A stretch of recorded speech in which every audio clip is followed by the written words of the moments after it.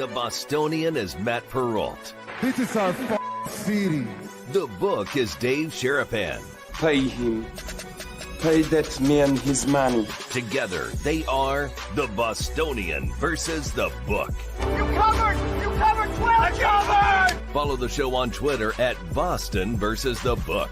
How do you like them apples? Bringing you the best insight on sports betting news, Matt and Dave's daily picks, and an entertaining and unfiltered dive into the sports betting industry. Here's Dave Sharapan and Matt Perrault. And here we go.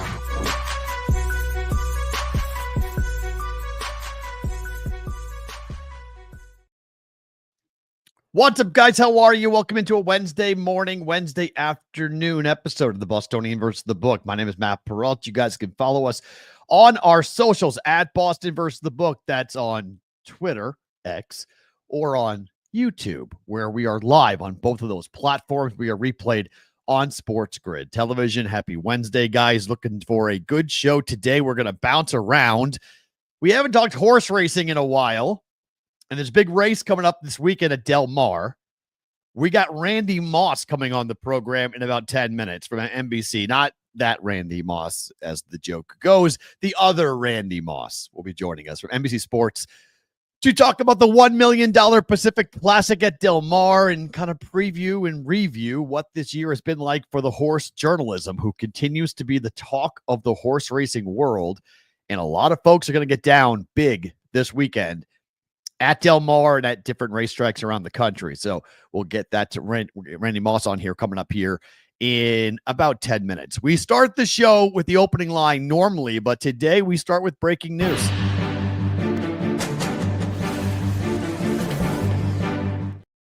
Well, if you're a Chief fan, you've been waiting for this, as Rashee Rice has been suspended now for the first 6 games of the upcoming NFL schedule. Now, is this surprising?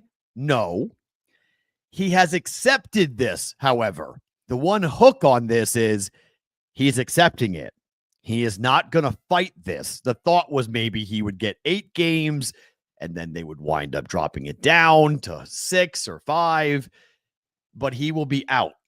Why is Rashee Rice being suspended? Well, Rashee Rice, for his involvement in a multi-car crash that will take him off the field against the Chargers, Eagles, Giants, Ravens, Jaguars, and Lions.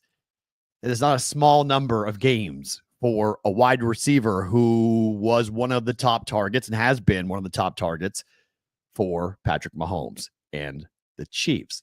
So yesterday, we get a lot of good news for the Chiefs. Everybody in Chief Kingdom is jumping up and down, and they're all excited. The entire world is all abuzz, going, oh my gosh, it's Travis, it's Taylor. Everyone's talking about the Chiefs and Travis, and oh boy, let's talk football now. And talking football now. Uh-oh. That would be an uh-oh if you are a Chief fan to have this happen. In July, Rice was sentenced to 30 days in jail and 5 years probation for his role in that multi-car crash in Dallas. Multiple people were injured, and it happened in the 2024 offseason, so he played all last year, basically. And now he pled guilty in district court to 2 third-degree felony charges: collision involving serious bodily injury and racing on a highway causing bodily injury. Rice had 79 receptions for 938 yards and 7 touchdowns in his rookie campaign. Last year, he suffered a season-ending injury in week 4 after he tore his LCL in his right knee. He had 24 catches for 288 yards and 2 touchdowns in those 4 games. So, yeah. As ESPN wrote, in a rare scenario on Tuesday, the Chiefs kept 8 receivers: Xavier Worthy, Hollywood Brown, Juju Smith-Schuster, Tyquan Thornton, the former Patriot second-round pick, and a list of other players that won't see much playing time, but they are on the initial 53-man roster. The Chiefs did take this into account when they decided to keep certain players because they thought initially the NFL was going to go after an 8-game suspension. They wanted to take him off the field for almost half the season, but Rice said okay to 6. So the story basically is that Rashee Rice is out for the first 6 weeks of the season, but he will be back for the postseason if and when the Chiefs make it. So from a Chief fan perspective, yes, your offense is taking a big hit. Yes, if you are playing fantasy, you should not be drafting Rashee Rice at all. But from a football perspective, getting him back onto the field in week 7 is better and quicker than what the NFL wanted, where they wanted him to come back onto the field in week 9. Pretty serious stuff, pretty dumb stuff, to be quite honest, for Rashee Rice, but that now is the final chapter of this horrific story involving the wideout for Kansas City and his involvement. And if you've not seen the video of what he did in the racing in Dallas, it was not pretty. It was scary stuff as to what he was doing on the highways of Dallas. But if you're a Chief fan, at least now you know it is the first 6 games. He will not appeal it. He will take it and he will sit down for 6 weeks. The first 6 weeks of the season, Rashee Rice will not play for the KC Chiefs. It's the last day that I can have some fun before football. Tomorrow is all football, right? Tomorrow is breaking down games. Tomorrow, Friday, Saturday, Sunday, Monday, all college football. We'll talk more about the schedule and what is happening in week 1 of college football later in today's program. But I have a question that I have to ask, and this would be called the meteorology portion of the Bostonian versus the book here for an opening line on a topic that, well, it's the word that makes me kind of go, what?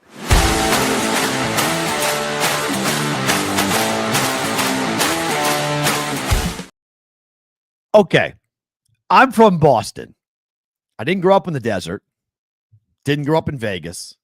My daughter's being raised here, but we have weird weather sometimes in the desert. Like yesterday, there was an absolute downpour, literally right on top of the smoothie shop that my daughter and I were inside of. It was like raining buckets for about 15 minutes, but literally a half a mile down the road, the sun was completely beating down and baking the valley here in Vegas. It was the weirdest thing. It was like one rogue by itself thunderstorm that just dropped all this water on top of the, quarter mile that we were sitting in. Can I ask you guys a question about what a haboob is? Do you guys know what a haboob is? Because I've had to learn this like in the last 6 months about what, and I know Sonic knows what a haboob is, but this is a scary thing. We don't have these where I'm from. Like, we don't have clouds that look like something out of a Hollywood movie. This hit this week in Phoenix. It ripped down power lines. It ripped down trees. I mean, that is like 8,000 feet up into the atmosphere. That's not CGI. That's a real picture of what went on in Phoenix. I'm from Boston. I'm from New England. We don't have these weird things because the word itself, haboob, is like, wait, what? Hold on a second. The origins of the word is from a dust storm in Sudan. In Sudan. When are we naming things that happened in America after things happening in the Sudan? In 1971, as Arizona.com wrote, in 1971, a group of scientists witnessed one of these things in Arizona. It was so big that they called it haboob. That's the term for infamous dust storms in the Sudan. Those people were not outsiders. They were Arizona scientists that decided to call this thing a haboob. Their article, an American haboob, which is, every time I say it, it's the weirdest word to talk about a event of weather in America. They printed it in October of 1972. It argued that the dust storms in Phoenix were similar to those on the ground in the Sudanese capital. Although much less frequent than the Sudanese haboobs, the article said, they were equally as dramatic. I would agree in terms of drama, because that's pretty dramatic for a picture. And when it hit the Phoenix airport and it shut the whole darn thing down, basically. There's video of planes racing to get off the ground ahead of the dust storm. Because that's what it is. It's a dust storm. But it nailed the Phoenix Sky Harbor International Airport. It suspended all flights in and out due to heavy winds and low visibility. I mean, I didn't fly through Sky Harbor this week, but if I did, do you know how angry I would be? Like, it's bad enough when you fly through O'Hare in the wintertime. Like when you hit the winter, you know that O'Hare in Chicago is a horrible place. You know that in the summertime of July, flying through Love Field or flying through Dallas, DWI, is a really bad idea, right? You're going to be delayed because of thunderstorms and rain and wind and whatever. There's certain parts of the country you just know this. So you're going to try to avoid it if you can. If you have connections, you want to fly direct, even flying direct, you know, you may have travel problems, right? If I'm flying into Phoenix or I'm flying through Phoenix because it's a major hub for a couple different airlines, and I'm like, well, what's the weather on the ground? Oh, it's you know, it's hot. It's August. It's okay. Well, no, they have a haboob over the top of the airport. And that's why you can't land, or that's why you can't take off, or that's why your connecting flight didn't make it to your destination. So you're stuck where you're stuck. I would be irate. Like, I would be so mad. Sonic lives in Phoenix. Sky goes orange, then dark, ripped part of the roof off Terminal 4 at the airport. What in the world? Okay. I don't know. But yes, if Dave was here, this is a tip to Dave. Haboob would have taken us off the rails if I had said the word haboob 18 times to Dave. Dave wouldn't know what to say to that. But that is one of the strangest phenomenons I've ever, and they are here in Vegas. They just happen outside of Vegas. They don't hit us in Vegas, but Phoenix gets hit by them, which makes it really weird that a major metropolitan area and kids, are they in school? Like, if I'm dropping my kid off at school and this is coming at her school, I'm not leaving my kid at her school. Like, we're going home. Like, this is not something we're going to play around with, given what that thing looks like. Ever see the movie The Mummy? The movie The Mummy has this. That's what that looks like. It looks like CGI. It looks like a fake thing from Hollywood, but it's not. That's real. That's an actual event that happened in Phoenix on Monday. Wild, wild stuff. All right, let's talk some horse racing. We went, Dave and I, and this picture is sad. I mean, obviously, we're missing our guy, Dave, tremendously here. That's us up at Del Mar, taking the picture of the entire track. It was such a fun thing in November. We're hoping to go back to be a part of the Breeders' Classic, the Breeders' Cup again, as they go back for a second straight year to Del Mar. But we got a race Saturday rather, for the Pacific Classic. This will involve journalism. Journalism continues to run, continues to be a massive figure and a massive force in the horse racing world.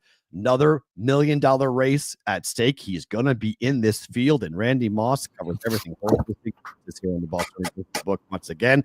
Randy, Matt Perrault, good to see you. How are you? Good, Matt. How are you? By the way, when you were at Del Mar, you did take time to go to Del Mar Beach and go boogie boarding, right? We did not. We went in and went out. No. It was a quickie trip. So next time we kind of know what we're doing now. We didn't know what we were doing. We just were kind of like kids on their first day of school. We're just like looking around at everything going like, oh my gosh, this place is so amazing. So I didn't get a chance to go eat at the restaurant up on the hill. I didn't get to go to the beach or see the train that runs right by the track. So hopefully this year I'll have more time to appreciate the real splendor of that track, because that is a gorgeous part of the country. Next time, it's paradise, absolute paradise. Next time in the summer, you got to do that. By the way, there have been a few racehorses over the years named Haboob. Oh, but none of them have been very good. There also, you may know this, you may not. There was a champion racehorse named Perrault. Did not know that. My name should be. If we're actually pronouncing my name properly, that's how my family name is supposed to be said. But we Americanized it when we came from French Canada because we weren't getting work in the mills of Lawrence and Lowell, Massachusetts. So my great-great-great-grandfather dropped the E and just went Perrault. But that's cool. I didn't know that. So we got some lineage. All right. Spelled exactly the same. Oh, very cool. Guy Perrault, too, former NHL player as well. Let's talk about this race coming up on Saturday, because journalism just keeps on being in the news. Like, it just feels like this horse continues to dominate. Why is this horse being run so often? And is the horse world surprised at how often journalism is running, because he keeps on winning when he runs? Yes, I think the entire horse racing world has been somewhat surprised that the owners of journalism and trainer Michael McCarthy chose to run him in all 3 Triple Crown races. That doesn't happen very often anymore for top class racehorses. And not only did he dance in all 3 of those dances, but before that, he had a win in the Santa Anita Derby. That was a very hard fought win. After that, he came back and he scored a big win in the Haskell at Monmouth. So this horse has made a lot of trips. He's got a lot of frequent flyer miles, and he just shows up every time to his advantage. This time, it's a home game. It's a home game for journalism. He's based in Southern California, doesn't have to get on a plane and fly across country to run against, sovereignty in New York. But he is a very, very good racehorse, facing a couple of other very, very good racehorses on Saturday. What is this field like? I mean, this is obviously $1 million race here for the Pacific Classic on Saturday at Del Mar, but it's not a big field. But how talented is the field? Well, very talented, because it's $1 million race. You'll get a few horses, and because it's the Pacific Classic, right? And it's the signature race of the Del Mar meeting, you'll have some horses in there that are long shots because their owners, want to take a chance. It's $1 million. Maybe they'll run third. Maybe they'll run fourth. They like to see, their horses in these big races. But really, what it boils down to is 3 outstanding horses. You've got journalism. We know how good he is. Bob Baffert has a horse in there named Nysos, Nysos. A year ago, Nysos, in February or so, was the red hot favorite for the Kentucky Derby, and then he got hurt and didn't make it back to the races until much later, after the Triple Crown had already been run. And now Nysos has got a race at Del Mar to prep for this, won very impressively, only lost once in his life. And you've got Baffert in his corner. And then the third of the solid trio is a horse named Fierceness, who ran at Del Mar in the Breeders' Cup Classic last year and finished a very, very strong second, and probably should have won. He got hooked up in an extremely fast early pace, and yet he was still slugging it out all the way down the lane. A horse named Sierra Leone rallied at the very end and went past Fierceness. But Fierceness is now back for the first time to Del Mar since that Breeders' Cup Classic. And obviously he's capable on his best day of running a huge race. This is this is the best race of the summer so far, to have these 3 horses matched up in a race like this. Who do you expect to close as the betting favorite on Saturday? That's a good question. I think journalism, probably. And the reason for that would be the horse that he's been butting heads with, Sovereignty, who just won the Travers Stakes last weekend at Saratoga, is one of the best 3-year-olds that we've seen come down the pike since American Pharaoh. Back in 2015, of course, the Triple Crown winner, and Justify, who swept the Triple Crown in 2018. I mean, Sovereignty is a very, very good horse. And right now, he's the early favorite for this year's Breeders' Cup Classic. Well, journalism, since he ran his very first start, which he lost, and you can kind of give him that, he was inexperienced and all that. Journalism's only been beaten twice since then. And both times he finished second to Sovereignty, in the Kentucky Derby and then again in the Belmont Stakes. That's it. That's the only horse that's beaten journalism in his most recent races, his 3-year-old.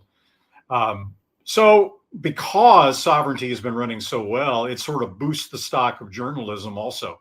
And as a result, I think journalism will probably be the favorite. I know we got the race Saturday, but obviously the Classic coming up here later on in the fall. Yes. Do we expect to see Sovereignty and journalism round 3? Is that set to happen? Are we expecting that?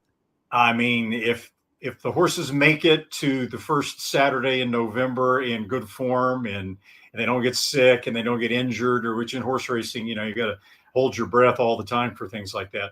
But yes, I mean, they're both being pointed for the Breeders' Cup Classic, as is Nysos if he handles the 1.25 miles on Saturday, as is Fierceness, as is a fantastic racehorse from Japan who ran in the Classic last year and was a really good third by the name of Forever Young. Some people think he's the best dirt horse in the world right now. Wow. It is shaping up, if all goes well, to be an unbelievable Breeders' Cup Classic. The Pacific Classic Saturday is what they call a Breeders' Cup Challenge race, which means that it's a, win and you're in. The winner of the Pacific Classic gets all expenses paid, all entry fees paid, et cetera, for the Breeders' Cup Classic. But if all goes well, it's really going to be a fun fall. How many horses from the Pacific Classic on Saturday do you expect to be in the Breeders' Cup Classic? Because from a handicapping standpoint, this is some pretty, valuable information, is it not, to have these horses run on the same track, same distance, right? For the Breeders' Cup Classic? Exactly. I mean, this is a great trial run. It's a great way to give people a line on, the current form of these horses. For example, Fierceness, right? Fierceness probably went into 2025 before we knew anything about how good Sovereignty or Journalism were, as the early favorite, the winter book favorite, if you will, for the Breeders' Cup Classic. That's how well he ran in the Breeders' Cup last year and finishing second. And Fierceness started off his year pretty well. But in his last start at Saratoga, the first weekend in August, in a race called the Whitney Stakes, he had a good setup during the race. He made the lead at the top of the stretch. He was the big hot favorite, looked like he was going to draw off and win. And then he just kind of fell apart and wound up finishing fifth. It was a real head-scratching race, which the horse is capable of doing from time to time. Now they've sent him to California in hopes that by running again at Del Mar, where he ran so well last fall, it'll kind of spark him. But, this is a nice verdict, so to speak, on where Fierceness stands for the Breeders' Cup Classic, given that he ran a disappointing race in his last time out. So, this is something that people are going to be paying really, really close attention to with the Breeders' Cup in mind later. How much is the horse racing world, and trainers in particular, how much are they watching the way that Sovereignty has been handled and the way that Journalism has been handled, and how, which style, either not running a lot or running a lot, which one is being seen as the better path for horses in the future? When you look at the paths of Sovereignty and Journalism, they are radically different. Trainer Bill Mott, who trained Sovereignty, when the horse won the Kentucky Derby, and he won it convincingly, almost every trainer in the country, I think, would, if they wouldn't feel obligated, they would feel it would be the logical thing to do to come back and run in the Preakness 2 weeks later, the second leg of the Triple Crown. Nowadays in horse racing, trainers are increasingly uncomfortable to run their horses back in 2 weeks. They don't like it. They hate it, as a matter of fact. For that reason, I think you're going to see ultimately the spacing of the Triple Crown races be changed and be spread out a little bit more. But Mott, after winning the Kentucky Derby, amazingly said he never even considered running Sovereignty in the Preakness. Never even crossed his mind because of the 2 week gap. Then you have Journalism, who runs a gut-wrenching race at Santa Anita, runs a big effort in the ultimate stress test for racehorses as 3-year-olds in the Kentucky Derby, finishes second. And yet 2 weeks later, there he is in the Preakness. And I don't know if you watched the Preakness, people that don't know. Oh, it was a rugby match coming down the stretch, right? And Journalism somehow made it through that scrum where horses really came perilously close to going down. And he won the race anyway, in one of the most remarkable performances we've seen from a racehorse in a Triple Crown race in a long time, right? So these two horses have been campaigned in completely different ways. And I don't think that, for example, trainers are going to be looking at the way Journalism is campaigned, and they're going to say, oh, it's okay. We'll run our horses in 2 weeks in the Preakness. We'll run them in all 3 races. We'll run here and then here and then here and then here. I think they consider Journalism, and most people in the sport do, as being sort of an anomaly, as being an iron horse kind of where, even the trainer Michael McCarthy has sort of been expecting after some of these really tough races to get journalism back to the barn and see that he's kind of worn out, right? And they need to give him a little bit of time off, and he's kind of dragging around the barn, and he's showing the effects of all these stuff. No, the horse is just bouncing back saying, run me, put me in, coach. and so McCarthy says, all right, okay. He wants to run. He's ready to run. He looks great. Why wouldn't we run him? And the horse just keeps responding. Randy, obviously horse racing has an amazing history. You know, at Del Mar, you've got the Bing Crosby song where the turf meets the surf. Yeah. It's about history. It's about legacy. It's about what has happened before. It's very similar to baseball. And when baseball was talking about expanding their schedule, there was the home run record that everybody talked about involving who hit how many home runs in how many games. And then we expanded it to 162, and people wanted to put asterisks on all these new records that were happening. If horse racing changes the schedule of the Triple Crown, what does that do to the record holders? What does that do to the horses that came before who did run that schedule? It much less than the change in baseball, okay? Because when you have Babe Ruth hitting 60 home runs in a 154-game schedule, and then you have Roger Maris getting 8 more games and hitting 61 home runs, I mean, that is a really tangible difference that really deserves an asterisk, unfortunately. Apologies to Roger Maris's family, but that, I mean, that's just fact. But in thoroughbred racing, okay, you've got these 3 Triple Crown races in a 5-week span, which has been this way since the 1960s. And back then, it was no big deal at all. Not at all to run these horses 3 times in 5 weeks. As a matter of fact, in the late 50s and early 60s, there were horses that ran the week before the Kentucky Derby and then squeezed in a race between the Preakness and the Belmont. Those horses ran so much more often than the horses nowadays. So what we're seeing now, Matt, is that too many horses that lose the Kentucky Derby, their trainers don't want to come back and run 2 weeks later in the Preakness. They'll just wait for the Belmont. The Preakness has become a much easier race than it should be. The Triple Crown was really, it became famous because it pitted the best 3-year-olds in all 3 races. And we don't get that anymore. So yes, if you space out the races, it makes it a little bit easier on the horses physically, true. And you may think that deserves an asterisk, but you've got tougher races now in all 3 because the Preakness is going to become a much tougher race to win. So that sort of balances out the extra time that the horses get between races. It is interesting too, because I love the rivalry between sovereignty and journalism. And I think as we watch golf clear out the fall and say, hey, we're not touching the fall because of football, and we're going to get rid of all of the competition. We're going to be wrapping up before football even kicks off. We're going to wrap our entire season. I do like what horse racing's doing with the Breeders' Cup. I do like the fact that we've got something to look forward to.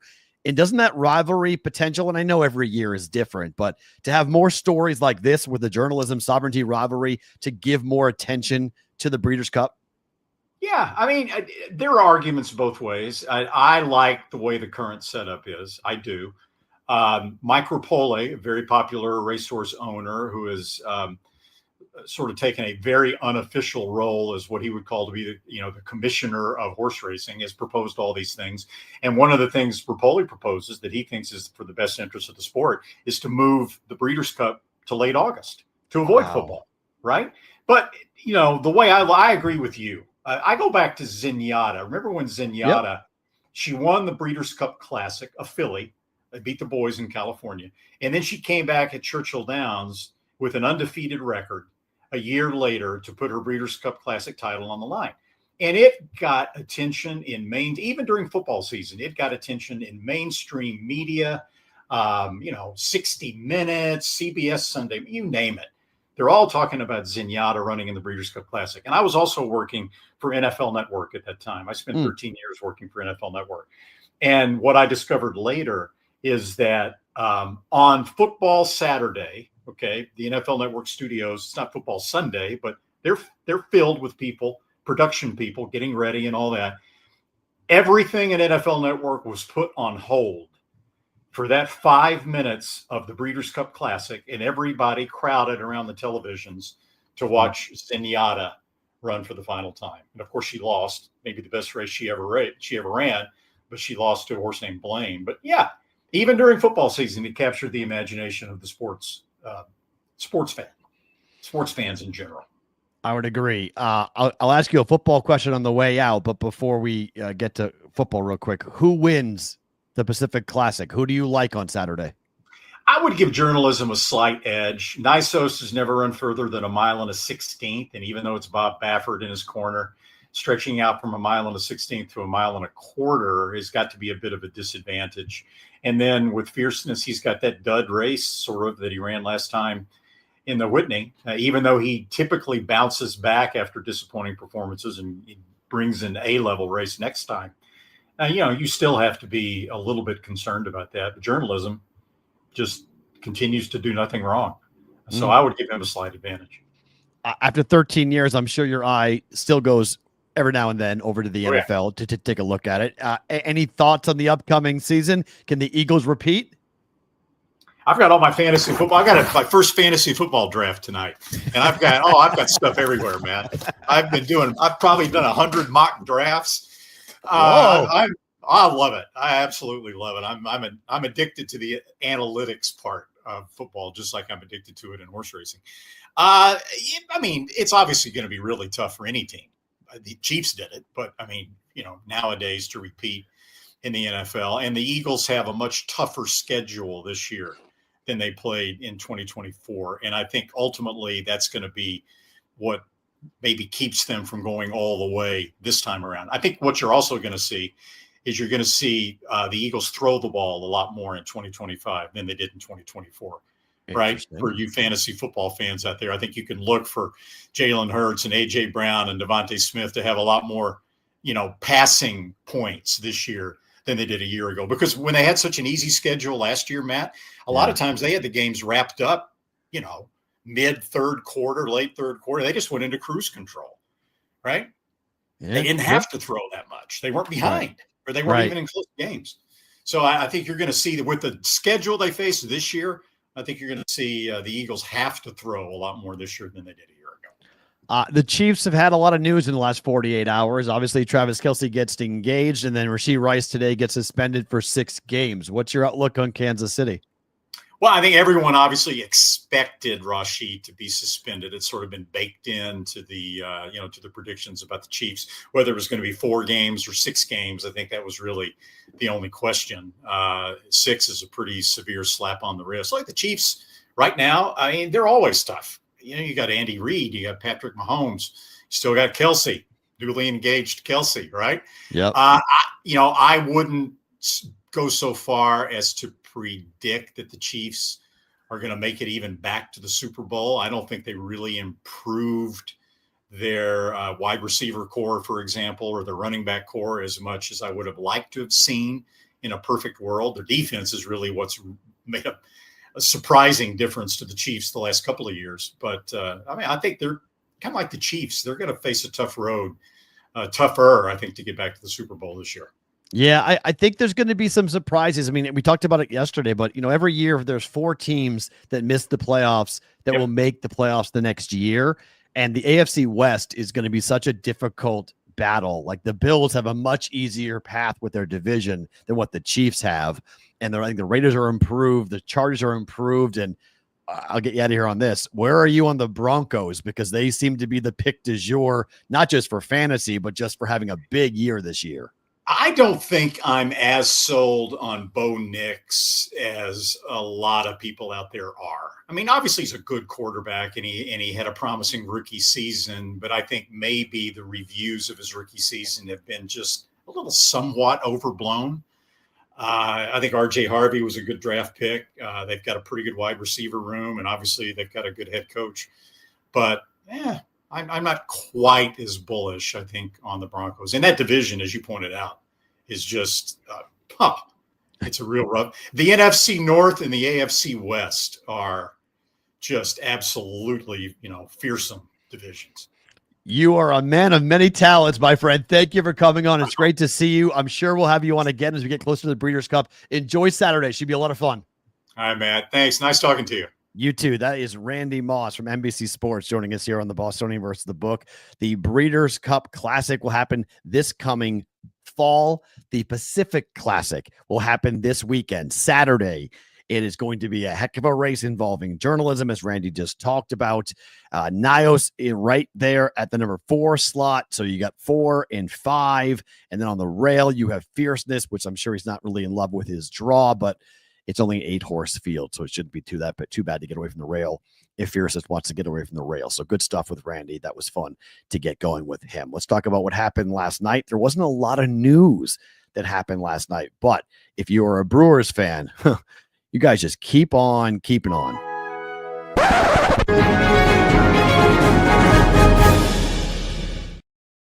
You know, I think if you're a Brewers fan, I think you just have to kind of go, all right, maybe we got something. That team won a game last night. They went up big against the Diamondbacks, and they blew an 8-3 lead. 5 consecutive runs scored by the Diamondbacks. They go up. It's tied 8-8. They win the game with a walk-off sacrifice fly yesterday to win 9-8. If you're a Brewers fan, you have to feel the magic of what this team. They are the odds-on favorite right now in the National League, right with the Dodgers, to win the National League, to win the World Series. The numbers have changed dramatically over the last 2 months because of what this team has done and how good their pitching was. And the pitcher was bad. The bullpen was bad yesterday. I mean, the D-backs got after that bullpen yesterday, but they've got pitchers like today with Quinn Priester that we'll talk about a little bit later on. Quinn Priester hasn't lost a game, or the team hasn't lost a game started by Quinn Priester since May. Since May. It's been a really long time. All of June, all of July, and all of August so far for Quinn Priester. The Brewers have won every single game in which he has started. They've got a bullpen that has elite arms when they need it, high leverage arms when they need it, but they're just a team that somehow manufactures offense all the time. Like when they need offense, they're able to manufacture it. And this is a team with a bottom 10 payroll. I can't get enough of this Brewers team. And I know I've got a 27-1 ticket on them to win the World Series. So I'm entirely invested personally on them shocking the world and winning the World Series. But it's hard to dislike this team. Pat Murphy's a really likable manager. This team just plays the game the right way, and they're winning. They're playing the game the way it used to be. They're playing station-to-station baseball. They move runners over. They win on a sacrifice fly. They do the little things. It's not all about home runs. It's not about 5 guys like the Yankees with 20 or more home runs. You see how the Yankees are built? Watch the way the Yankees play and watch the way the Brewers play. And you tell me which brand of baseball is more entertaining to watch. You tell me which brand of baseball is more a style that you recognize as a baseball fan. I don't need guys up there. I don't care what your exit velo is. I don't care how hard Stanton's hitting baseballs. It doesn't matter to me. It's feast or famine with the Yankees. They scored 10 runs or they scored none. They get red hot and they blow through bad baseball teams like they did last night to the Nationals and the day before, and they'll probably do it again today. Or you watch a team that can win 11 games, 12 games in a row, multiple times during the regular season because they're playing the game the right way. They are consistent with the way they approach the game. I love this Brewers team. I absolutely love the way they have performed. I love the way they play. I think they're such a fun team. And come the fall, come October, I just hope that it's not a regular season fluke like it's been in the past. I hope this translates. I hope the magic translates. I hope their abilities translate. And if they run into the Dodgers in the National League Championship Series, so be it, right? But they're going to have home field, and they are 6-0 against the Dodgers this year. So they should have supreme confidence going into that series, if it is a 7-gamer against the Dodgers, that they can go toe-to-toe with the biggest payroll in baseball and beat them. And again, I'm a Boston guy, so I'm a little engine that could guy, even though the Red Sox spend a lot of money.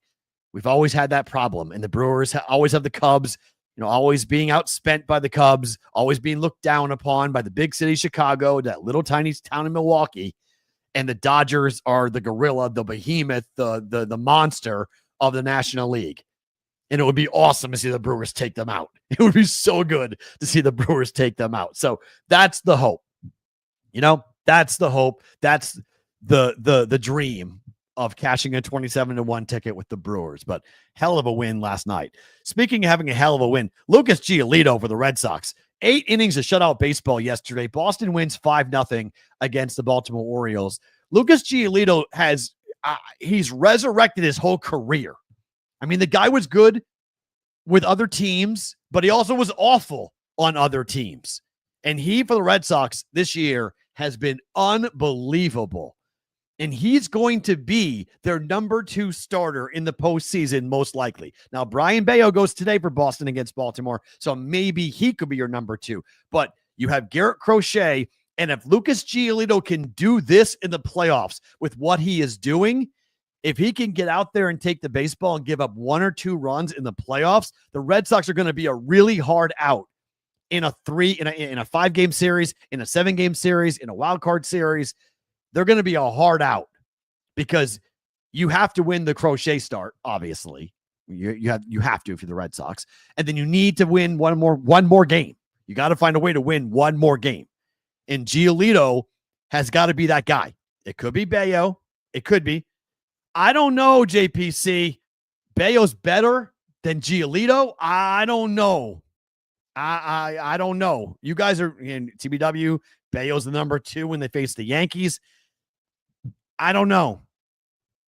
I got to be honest. I don't know. I think I might give it to Giolito. I'm serious. He's been so darn good, but it's a good problem to have, right? It's a good debate. If you're a Red Sox fan, like I am, you want that debate, right? You have Crochet at the top, and then, okay, who's coming below? Who's 2-3? You know, in what order you go in 2-3? Maybe the opponent and maybe the length of the time. Is it a 5-game, 7-game? You know, what are we talking about from a playoff perspective? So, like, where are we going? The Red Sox are most likely going to be a wild card team unless the Blue Jays completely fall apart, which, look at, Boston's 4 games back. The Yankees are 4.5 games back. To say that the division is settled is not true. Like, it's not true. The Blue Jays are 77-56, and they only have a plus 59 run differential. The Red Sox, by comparison, 106, and the Yankees are plus 110. You could make the case the Red Sox and Yankees are built better than the Blue Jays, and Toronto just has been really hot, and they've had some really good breaks with injuries and whatnot, and they've scored a ton of runs. They've given up way more runs than both Boston and the Yankees have. So what does September look like for the Blue Jays? Can they blow a 4-game lead? 100%. In particular, if Boston over the Labor Day weekend, can they cut into that lead? If they can cut a game off or 2 games off and they go into September 2 games back of the Blue Jays, whoo boy. Okay? Like, so I'm not saying the Red Sox can't win the division. I mean, the Red Sox are live to win the division. So are the Yankees, for that matter. I think they're both live to win the division. And if I'm a Blue Jay fan, I'm not like jumping up and down going, oh yeah, we're good. Like we got this thing in the bag. It's not going to be that easy. And I think that's awesome. It should be a lot of fun. Toronto is minus 250 to win the American League East. I don't think that's the right price. I think that's too heavy. Yankees are plus 330 and the Red Sox are plus 550. Explain that one to me. Why are the Red Sox plus 550? They're in second place. It most likely is because of the schedules. The Yankees' schedule is somewhat easy the rest of the way. The Yankees 10-5, 5-1. They are currently playing Washington right now. They're up 1-0 in the 3rd inning at the moment. So we'll see what happens there, but most likely they'll win today. Then they play a 4-game set at Chicago. That's a gift. Then they play at Houston. Then they play Toronto, Detroit, the Red Sox, the Twins. Now they end the year with Baltimore on the road, Chicago at home, and the Orioles at home. That is extremely fortuitous for the New York Yankees. On the other side, the Toronto Blue Jays, look, I think Toronto, I haven't looked at their schedule in a second. Let's see where they are. They are Milwaukee. Oh, gosh. So they lost yesterday to Minnesota. They play the Twins again today. Then they have a 3-game set against the Brewers. They go to Cincinnati, then to the Yankees, home for Houston, home for Baltimore, at Tampa, at Kansas City, 3-game set against the Red Sox. Circle that. September 23rd, 24th, and 25th. That very well could be for the division, depending on what the Yankees are doing. And Tampa comes in, and Tampa ends the year for them at home. My gosh, that's going to be awesome. Red Sox against the Blue Jays is going to be a whale of a series. I hope, man, if the lead could be 3 games going into that, that'd be awesome if that could happen. For the Red Sox, they go against the Orioles for 2 more today and tomorrow. Then they play the Pirates at home, huge. Cleveland at home, huge. At Arizona, they stink. At the A's, they stink. Then they play the Yankees at home, the A's at home. They're at Tampa and at Toronto, and they end the year against the Tigers at home. Here's the one benefit for Boston. It's far more, it's most likely, and it would be stunning if not, the Tigers will have already clinched the division. Done and dusted. So they won't need those games. The Red Sox will play a team that will probably be fielding a lot of AAA and AA guys. So Boston very well. Look, I like the Red Sox. At plus 550, the Red Sox to win the division. I like that price. That price is, I like that price a lot. The Red Sox to win the division at plus 550. Shop that because it's 4 games. Again, they got a 3-game set head-to-head. I just did the schedule. Okay. We got to see where we are probably mid-September. I wouldn't go double fist that and drop a ton of money on that, but I don't mind that bet at all for the Red Sox to win the American League East, given the way they're pitching, given who they're playing, and given the way that their offense has been clicking. That's a team. I know it's my team, but just saying, you love the Yankee price. Okay, CBW, plus 330. I can't buy that team. I mean, I can't buy the Yankees.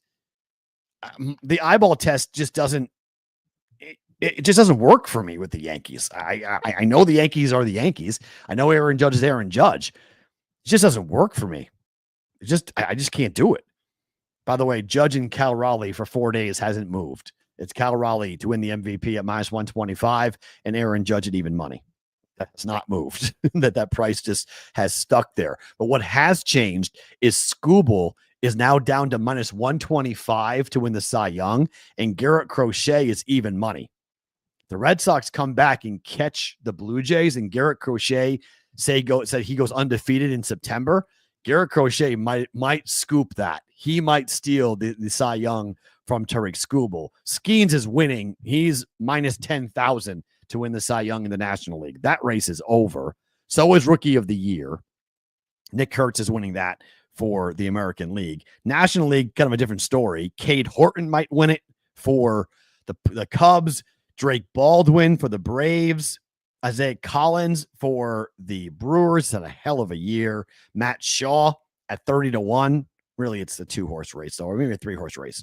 Horton, Baldwin, and Collins in the National League for Rookie of the Year, that race. But watch the American League Cy Young.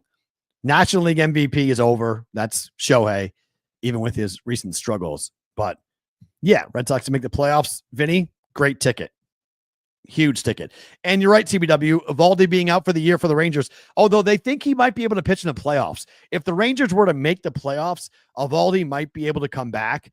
But yeah, that's a big problem for the Rangers. And the Rangers currently sitting there at 500. I bet them to win 86 games, over 85 and a half games. That's dead. I don't think they get there.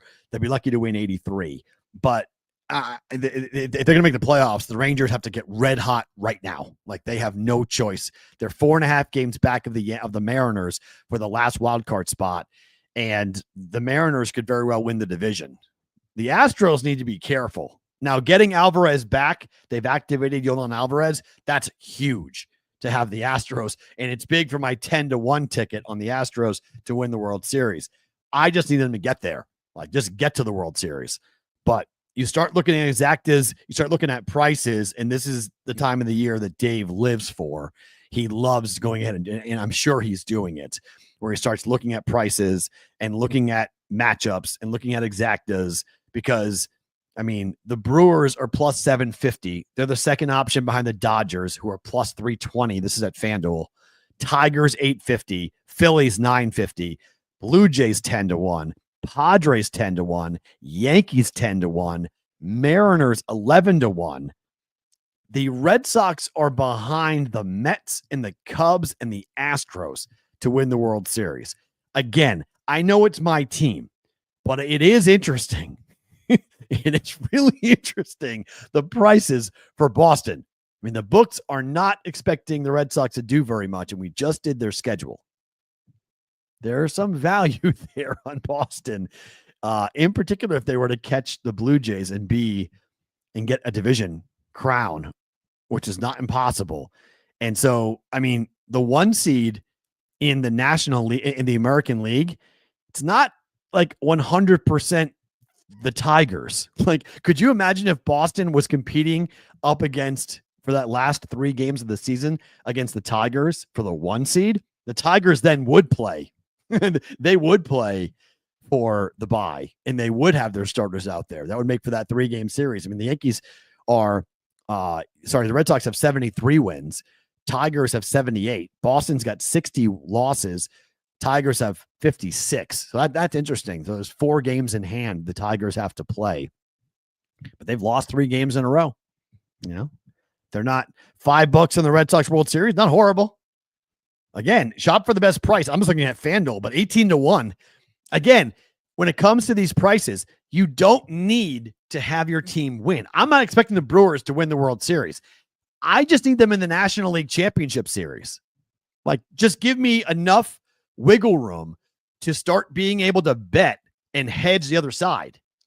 So, like, I've got 27-1 on the Brewers. If they make the National League Championship Series, I then can go guarantee profit, whether they win that series or not. If they make the World Series, it's the same thing. Now, I'm not going to win 27-1, but I'm not going to lose a dime. I can only win. Same thing with the Astros at 10-1. Same thing with the Cubs to win the National League. Now, I need the Cubs in the NLCS for that to happen, and that's looking more and more unlikely with their inability to hit. But maybe in the postseason, things will change for Chicago, and I've got the Cubs to win the National League ticket. So that's just where, ideally, that's amazing. That's amazing. NLCS, Cubs, Brewers, please. Judge just went deep, by the way, 2-run home run. And so did Brandon Lau. He went deep. Yankees, Bellinger went home run. My gosh, what's going on in the Yankee game? It's now 4-0 Yankees. My gosh, they went nuts. 4-0. Right, the Yankees, how many, 3 home runs this inning for the Yankees? Judge homered, Bellinger homered. So Judge and Bellinger go back-to-back here. Now 4-0 Yankees. With this. Speaking of that, let's talk about picks that we can make for today.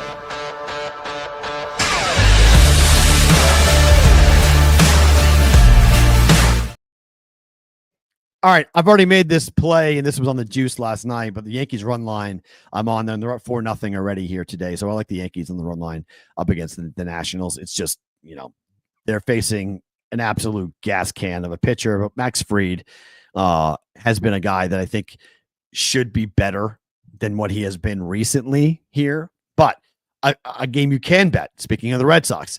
So an opener is going, Eanes is going for the Baltimore Orioles. He's going to go 1 or 2 innings max. Okay. Last time out against the Astros, he went 2 innings, 2 earned runs. He pitched against the Red Sox back on the 18th of August, 6-3 win for Boston, 1 earned run, 1 run given up. The Orioles won 6-3 at Fenway. That bullpen has been completely taxed over the last 2 games. Red Sox have gotten into that bullpen, and Brian Bayo on the road this year has been pretty good for Boston.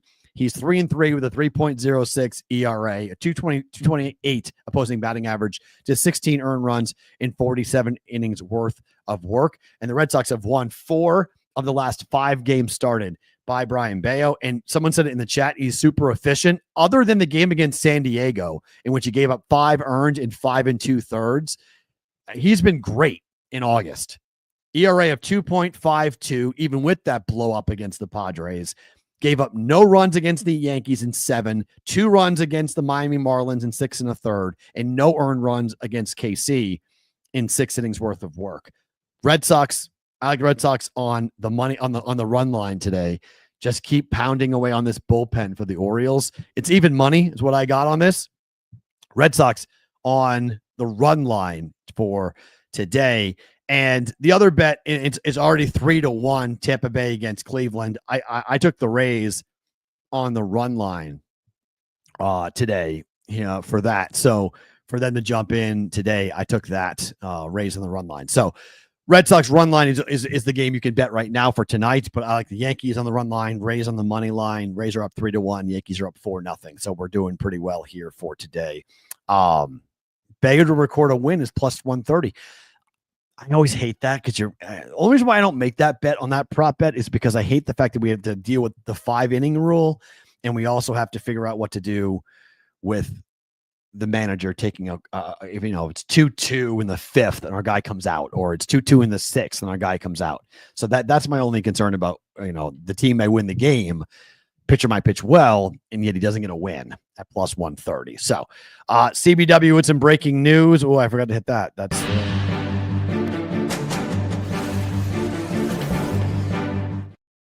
according to CBW, and reports are out, the Patriots have just gone ahead and added former Giant quarterback Tommy DeVito on waivers. My question would be, why? Why? What are we doing? Why are what? He's a practice squad player, right? Josh Dobbs, unless they're going to trade Josh Dobbs, which I guess could be possible. Josh Dobbs has played really well. And Josh Dobbs, numerous teams have called about Josh Dobbs. So I guess watch for that, corresponding move. If Boston does, if the Patriots do wind up taking calls for Josh Dobbs, maybe Danny DeVito is going to be there. And yes, the Patriots have the coolest agent in the industry. When Dave met that guy, it was so funny. Dave's like, "Come here, Matt. Come here. I was like, "What?" He's like, "It's Tommy DeVito's agent." I'm like, "Oh, hi." Like straight out of Central Casting. Like straight, talked, walked, everything was exactly how you would expect the guy.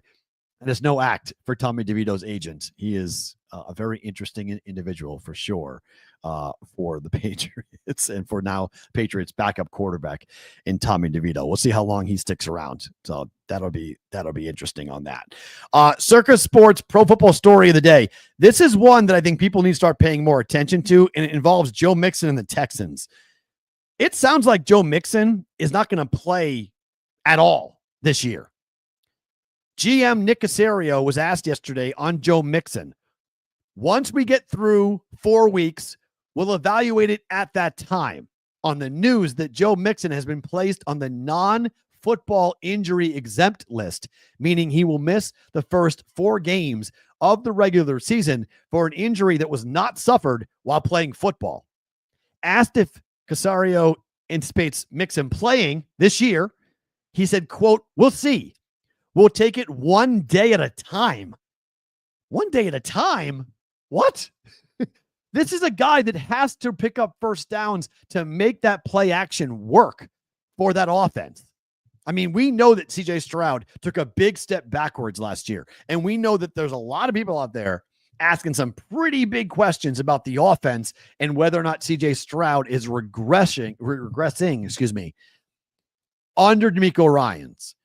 And everyone's wondering, do we have the right coach? Do we have the right quarterback to take this franchise to the next level?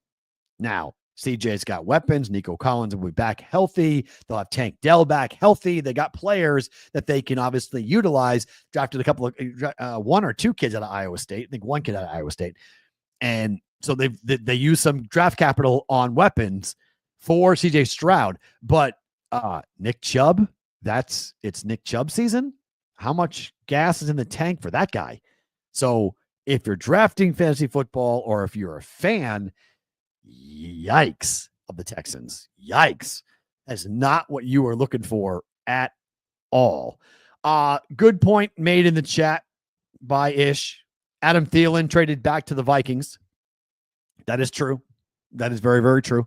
Adam Thielen is going home and to a place where he's very familiar, in a place where he's done big damage. Now with JJ McCarthy and KOC going back to a place where he was highly productive. So we'll see what he looks like in this new offense, but sort of a veteran presence, a binky guy, if you will. Get in trouble, look for Adam Thielen. Not the most explosive guy, but a good possession receiver going back to Minnesota today after he was so the Panthers made him expendable, trading him back to the Vikings. If you guys are watching us live, don't move. We got a lot more to come, including college football conversations. If you were on the replay on Sports Grid Television, thank you for being here. Tomorrow, Michael Chiklis, the actor, star of the new movie, The Senior, will join us about an old dude going back to college to play college football. We'll talk to him tomorrow. Debro on the show as well. We are loaded. It's the last show of the week. We're off on Friday. Big show coming on Thursday tomorrow. If you guys are watching live, don't move. Bonus time now.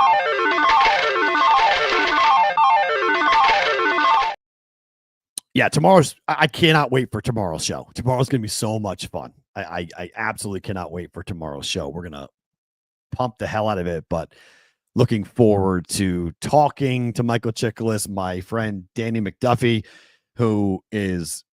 It's a kind of a funny triangle of my family, but Danny went to high school with my stepdad.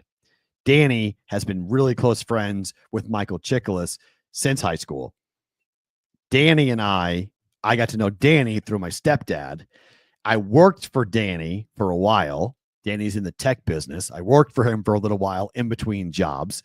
And Michael Chiklis is a guy who was born in Lowell, I believe, raised in Andover, where I was raised. He went to Boston University, and he has had an amazing career. And now he is in this new movie called The Senior about college football that will come out next week.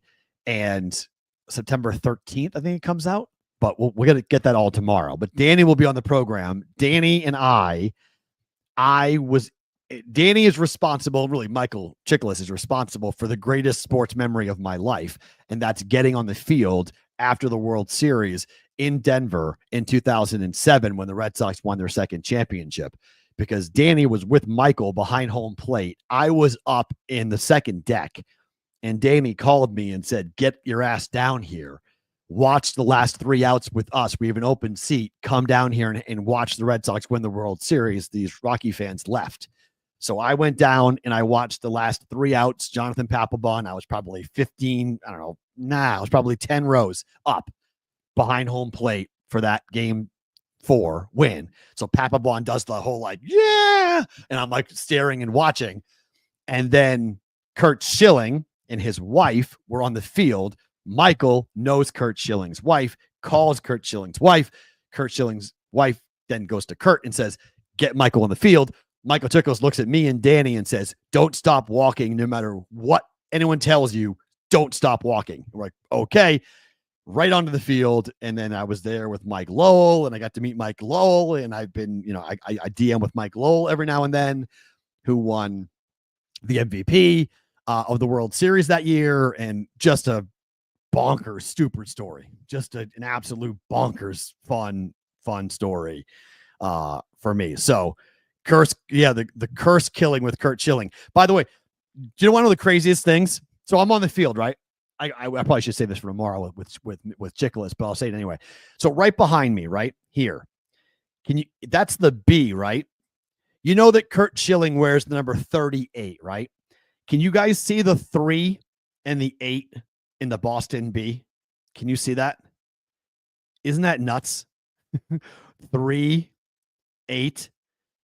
That was by Curt Schilling's. I think it was his agent that I was talking to on the field. And he said, the Red Sox couldn't beat the curse without Curt Schilling. I was like, "What do you mean?" He's like, "You ever look at the Boston B?" I was like, "Well, yeah." I think, "You see 38? I'm like, "What do you mean?" He goes, "Look at number 38. It says number 38 in the Boston B. Curt Schilling's number was 38. That was crazy. That blew my mind and flipped my lid. And I was like, "You gotta be kidding me." That is just boosh type stuff. That's wild universe type type stuff when you see it. And you're right, son. You can't unsee that, right? You see 38, you can't unsee that. When you look at 38, yes, that was the curse killing, but also because the Boston logo was number 38, which you had to go get Curt Schilling. You got Curt Schilling, and then there we go. Unbelievable. Absolutely unbelievable. Such a cool story. So, Chickla's on the show coming up tomorrow. Looking forward to doing that. Let's talk college football.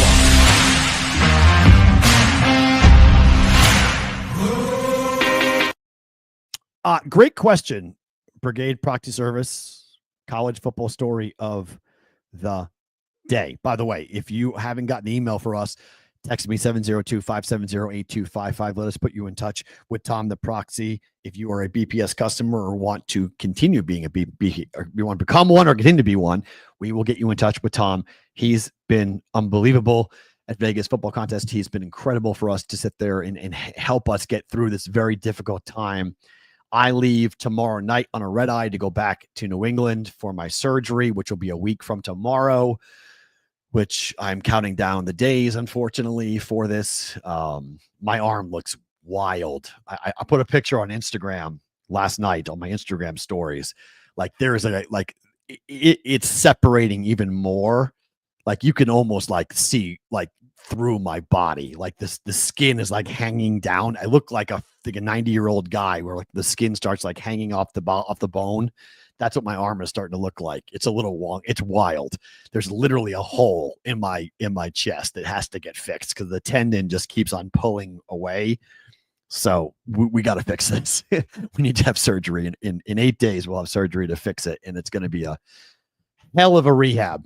Mentally, I'm trying to put myself in the right place for it. But 702-570-8255. Just thank you to Tom and thank you to everybody at his proxy service for doing that so I can connect you if you need to be connected. But this is an awesome question that's been posed by The Athletic. And I think, is this the best week one of all time in college football? Kind of hard to argue it, to be quite honest. Is it the biggest week one that we've ever seen? There have never been this many games between top 10 teams on any opening weekend in the history of college football. We've got 3 of them. Texas at number 3, Ohio State. Number 9, LSU at number 4, Clemson. And number 6, Notre Dame at number 10, Miami. 3 top 10 matchups over the Labor Day football weekend. Perhaps the best college football week one in the last 25 years. But CJ Vogel, as The Athletic points out, we've never had this. This might be the best and the biggest we have ever seen in college football. And if you're not a college football fan, I mean, woo, become one. Like, become one right now because of the games. And everyone's talking about Ohio State and Texas, and we'll do that tomorrow. I'll give you my pick for it tomorrow, but I just feel like a lot of people are overlooking the other games. I mean, I love the LSU Clemson game.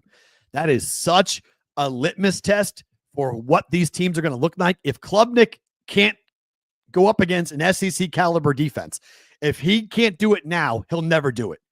I mean, there is so much money riding on Klubnik for his NFL stature. He's got to play well at home against LSU. And if he doesn't, oh boy.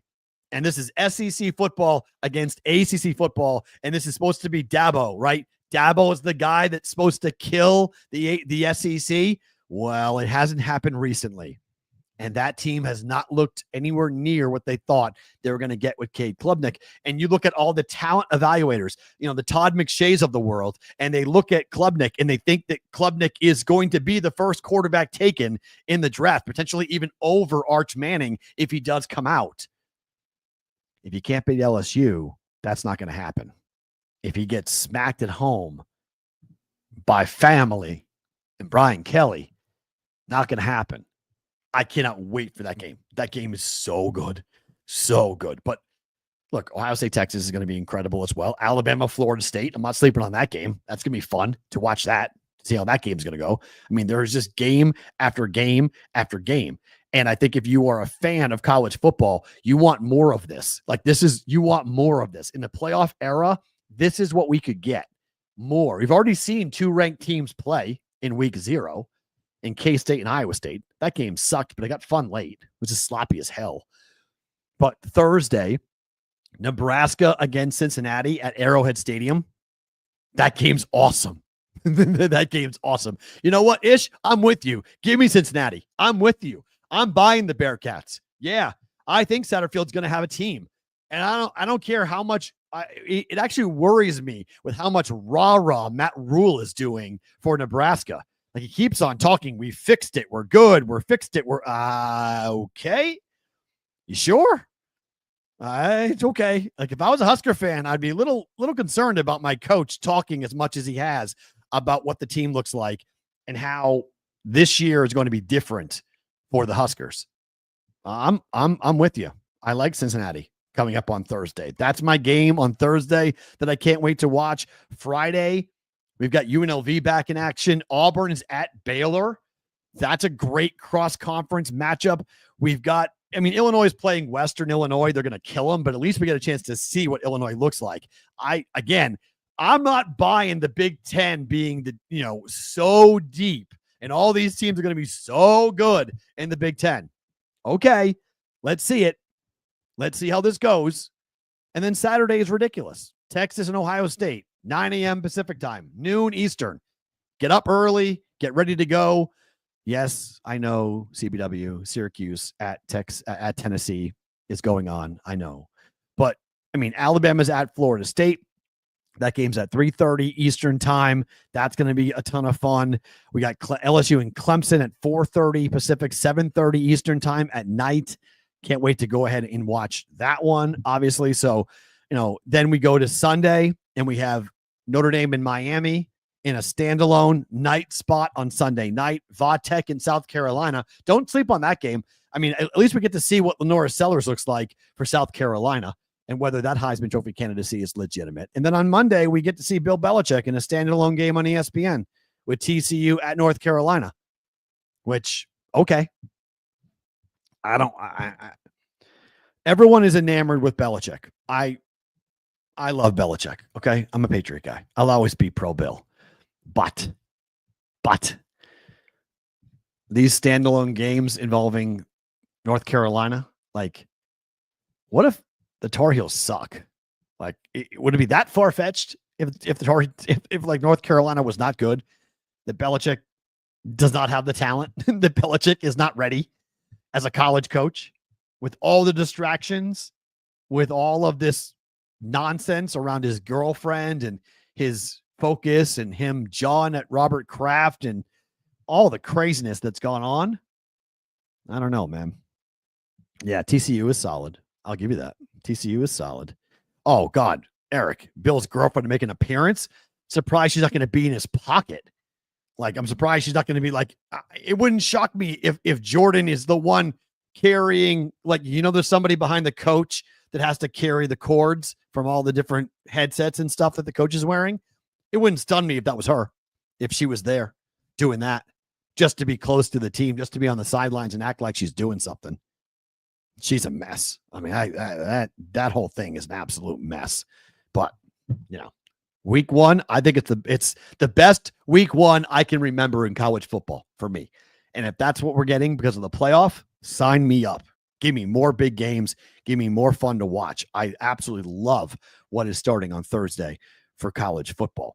Let's talk about the news of the industry.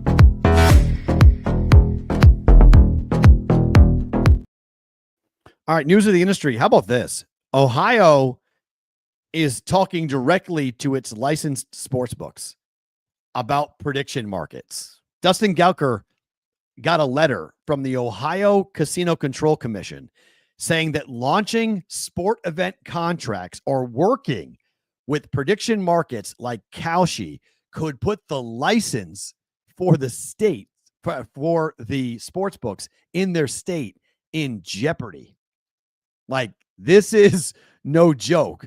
The one thing that any operator is always extremely nervous about is whether or not they're going to lose their license to operate in the state. They've all paid $10 million to Ohio to get the license. it would be extraordinarily problematic. And this is really being targeted to FanDuel and DraftKings because both FanDuel and DraftKings have signed deals to enter the prediction market. Railbird is what DraftKings has purchased, which is an CFTC licensed property.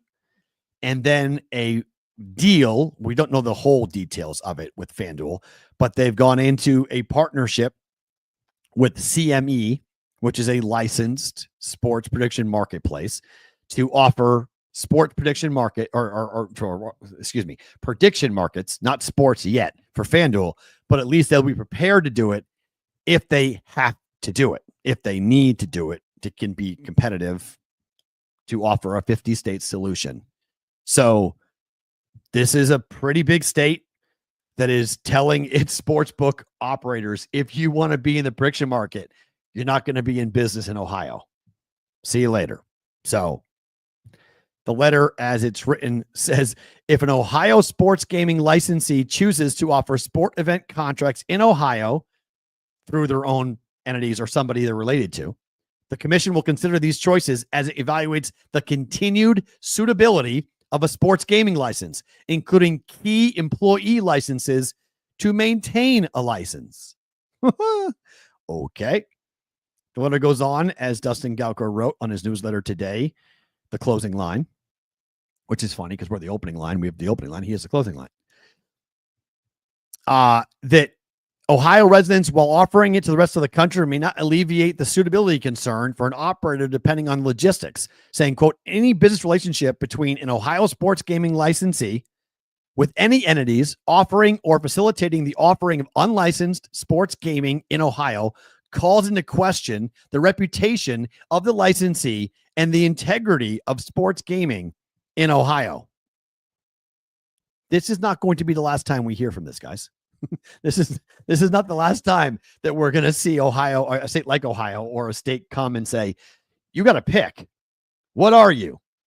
You want to operate as a sports prediction marketplace, or do you want to operate as a licensee here in Ohio? Now, if you want to play devil's advocate, right?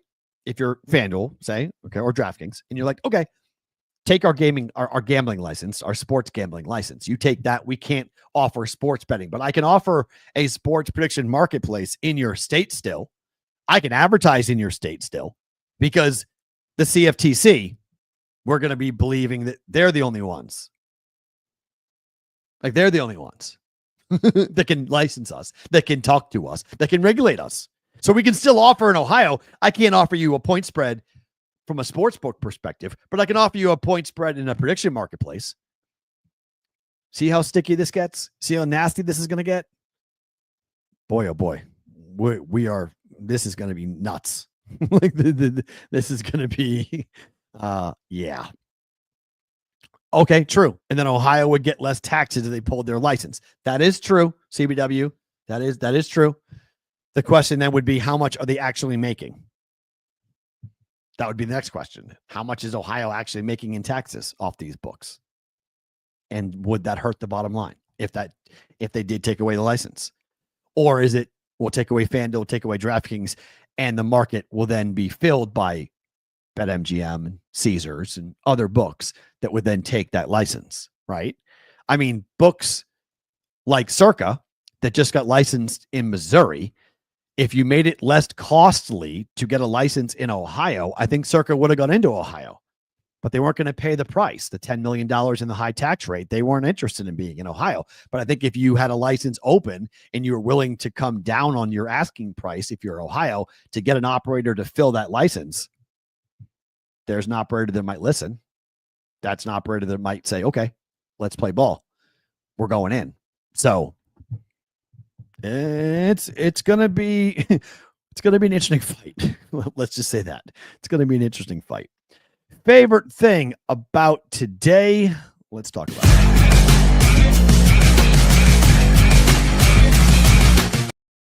it. For me, favorite thing about today is that today is the last day before college football. Favorite thing about today is, one, it's day number 2 at UNLV for my class. I got a really good group of kids that I get to go teach after this and really looking forward to it. But college football is back tomorrow. big time college football back tomorrow. Big games, big slate of games to get into tomorrow. I mean, all over the country, starting with Boise State at South Florida. That's a 5:30 Eastern time kick tomorrow. So we get rolling. By the way, speaking of rolling, the Yankees are, what's the score now for the Yankees? My God. Yankees are up 9-0 in the third inning against the Washington Nationals. Well, you can count that as a W. Yankees on the run line. The Yankees have hit 5 home runs in this game so far.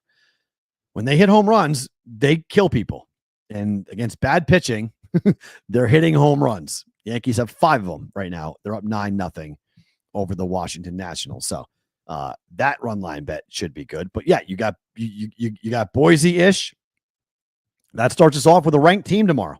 Got a ranked team starting on week 1, Thursday, 2:30 Pacific, 5:30 Eastern. Awesome. But that's not the only good game that we got tomorrow. We talked about Nebraska and Cincinnati already, but you look around and there's some teams that you're going to want to pay attention to, and there's so many betting opportunities. I mean, Ohio's at Rutgers. Rutgers is laying 15.5 points. If Rutgers is as good as people think, Rutgers should kill Ohio. I mean, you can feel good about laying that. And feel confident about laying that. Wisconsin's at home against Miami of Ohio. That number is 17.5. Wisconsin should kill Miami of Ohio. Like that number should be too low. So got some good betting opportunities tomorrow in the college football world. And then obviously Friday is, it's a tune-up to what we're going to get on Saturday, which is just from 9 a.m. Pacific until 9 p.m. at night Pacific. We're going to have noon to noon Eastern to midnight Eastern Saturday, just game after game after game after game of good college football all over the place, including ranked teams. Syracuse at Tennessee. Texas, Ohio State's the main one, but don't sleep on games. Heck, Mikey Awesome, ODU at Indiana. Nevada at Penn State. South Dakota at Iowa State after coming back from Ireland. They got to turn around and play a pretty tough team that is playing in their Super Bowl. We've seen Iowa State lose to FCS schools in week 2 before. That's a game where they normally play Northern Iowa. Now they're playing South Dakota. So tomorrow on the show, guys, Michael Chiklis joins us. D-Bro wraps up the AFC from a prop betting perspective, and we head off to a Labor Day weekend tomorrow. Looking forward to seeing all you guys back here tomorrow. Big show, 2 big interviews tomorrow on a Thursday's Bostonian versus